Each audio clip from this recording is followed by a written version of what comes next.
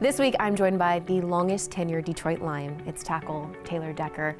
Your entire career leads up to one game in the sport of football, the Super Bowl. You're one win away. How do you process what happened Sunday night?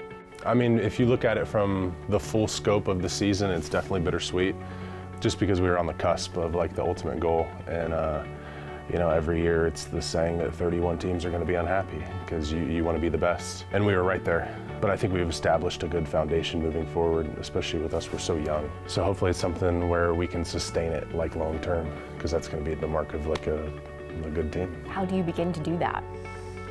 Channel that feeling and channel it positively to lead into growth. And a lot of guys, myself included, had never been to that point to have that experience.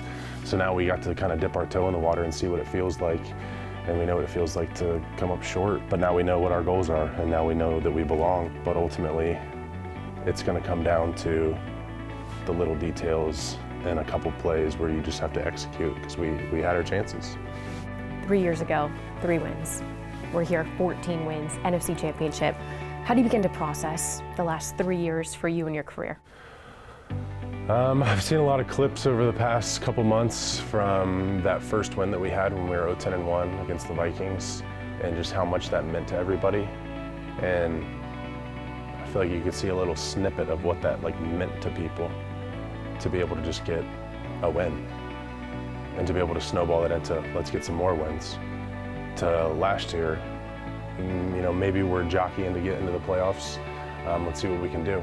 And then to have the expectations this year and then answer week in and week out, and to put ourselves in a position to be pretty damn close to the Super Bowl. I don't know, it's kind of a whirlwind, and it's something that maybe I won't even be able to fully process till I'm done playing and I look back on it, because now for me it's like, all right, now we have the offseason. Now we have to look forward to next year. And what's going to be different, what's going to change. So yeah, it definitely goes fast. Coach Campbell also said that might have been this franchise's only shot of getting to the Super Bowl. It's hard to imagine that a Dan Campbell-led team won't make it back to a point like this. So what are your thoughts and feelings on getting back to this spot?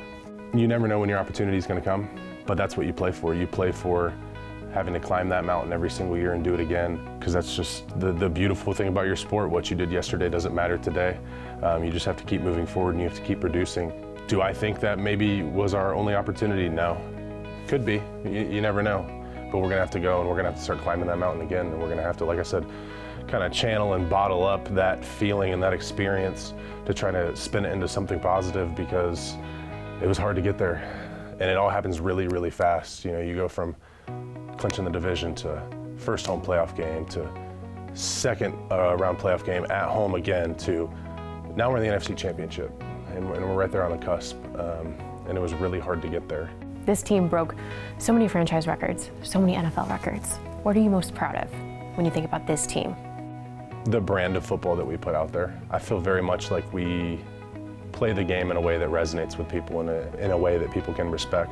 And I feel like in a lot of ways, it's like an old school football team. People can feel it, like the city can feel it. I talked to a Rite Aid cashier today, and she was just like over the moon with what it's meant to her in the city. And like ultimately it just goes back to people. It's just special, and that's what's cool about the sport. You talk about the people, the city of Detroit. You know how much this means to them.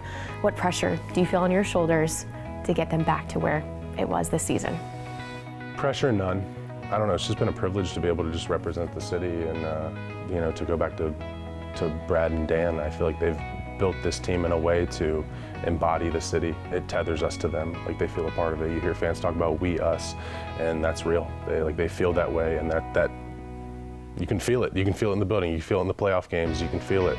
Like I said, you have the interactions with people at the gas stations, the cashiers, and you just see what that means to people, and you spend 5 minutes talking to them, and you can just like feel their passion. So I mean, I don't take that lightly. This stings, but there's so much to love about this football team right now. They are headed in the right direction. Nobody would question that. But man, did this team give us some thrills, and did this group give us reason to believe that the future is bright? Tough night, bright future. With all the emotion Sunday night, You talked about how difficult it is that this won't be the same team next year, and Dan Campbell echoed a very similar sentiment. Why is it so difficult to let go of this group of players? The core of this team are the guys that kind of dug us out of the mud. And to be able to go through difficult things together, that just creates a bond where you're not going to be able to replicate that. And there's a lot of guys that I've played with for years that I may never get to play with again. And when you just go through that experience of kind of rags to riches with people, it's just special. And like, that's the one thing that's beautiful about our game is like the relationships. Of course, we all love playing football, but we all love playing football with your friends and the people you care about. So that's the thing that kind of struck me the most, was like, man, I might not get to play with some of these guys anymore. Is that one of the biggest keys to being so successful, is caring so much about the person next to you? 100%. I mean, I feel very much that it's a relationship-based business. Obviously, it's super high performance, but you can't do it alone. I mean, you can only do so much as an individual. You need to be able to rely on the guy next to you to maybe pick up some slack where maybe you're not having your best day, and vice versa. Maybe you need to have somebody's back when they're not having their best day. And I think it goes with any profession, any facet of life, anything like that, where the relationships, if it's, you know, built on a good foundation, like the sky can be the limit. I mean, that's just the special part. Mm-hmm. Coach Campbell said what sticks out to him about this group is how resilient it was. How do you build that in a locker room?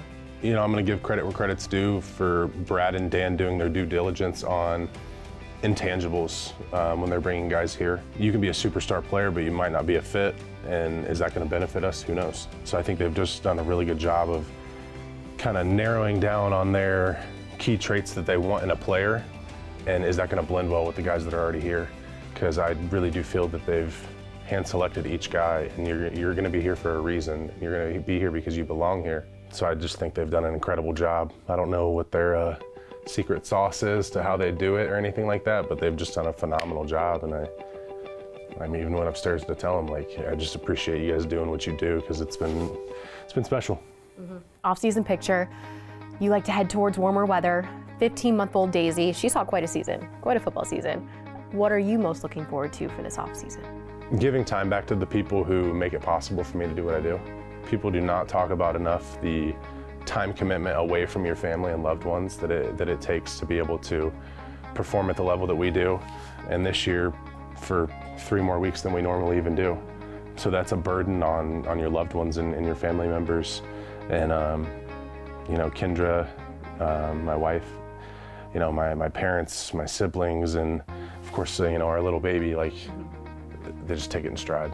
And they do everything they can to help me be successful. And just can't say enough about how selfless they are, because like, this is what I do. And they love me for me, but football comes with it. And they take it in stride and do a phenomenal job, just like being supportive. So give them the time that they didn't get in the season. It's gonna be pretty fun.